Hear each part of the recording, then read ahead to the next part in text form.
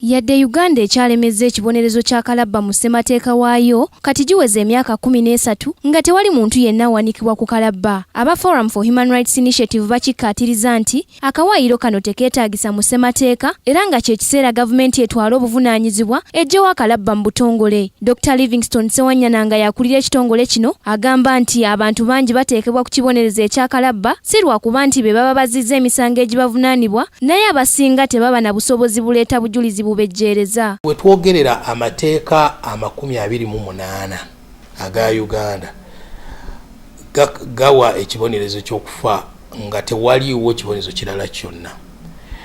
Kati kaweefube waffe agendera kulaba nti ekibonerezo ekyokuwanika omuntu kalabba kyandisigaddewo wakiri ku kibonerezo kimu kyokka kutta naye emisango emirala tegyandibadde nga kati gamangu okugamba nti walya mu nsi olukwe. Tukimanyi bulungi mu mateeka nti singa oba owangudde ofuuka gwe bayita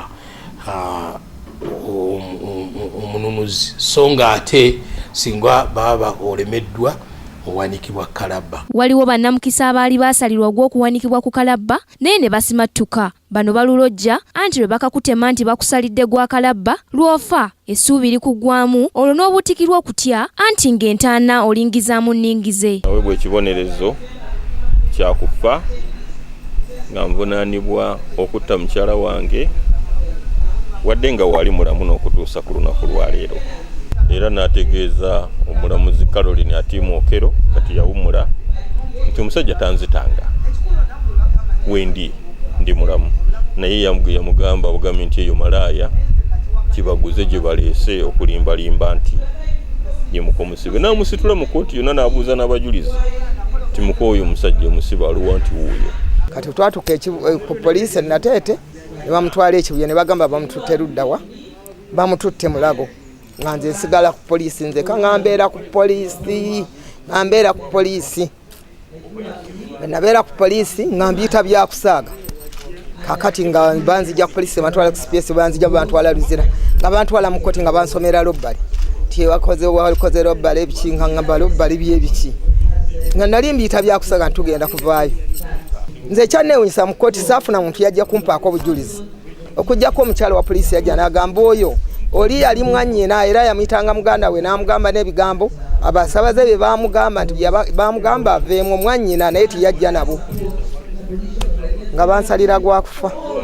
Bali babiri ne muganda wange ne bambiri yaffire mu kondemu agagenda ofe ne banzizaayo kanetandika complaininga by human rights bani banne bansibira bwere banvunanira bwereere sizanga ku musango n'omuntu gyali gwe banvunaana nti mulamu byali mulamu. Uganda yakoma okuteeka abantu kalabba mu mwaka gwa 2005 wabula etteeka lino teryaggibwa mu ssemateeka nga likyalimu naye nga terikola bukozi ng'era ssemateeka alimu emisango 28 egiyinza okuteekesa omuntu kalabba. Ab'ekitongole ekitakabanira eddembe ly'abantu tebatudde nga bakyagenda mu maaso ne kaweefube waabwe gwe baatandika mu 1993 ow'okulwanyisa akalabba mu mateeka g'amawanga ag'enjawulo. Leero lwe bawezezza emyaka 14 mu kaweefube ono nga kati amawanga 54 ge gajja akalabba mu mateeka gaago. Ku lwa Kingdom TV, Nasaka Joweria, amalindirire. This is Kingdom TV.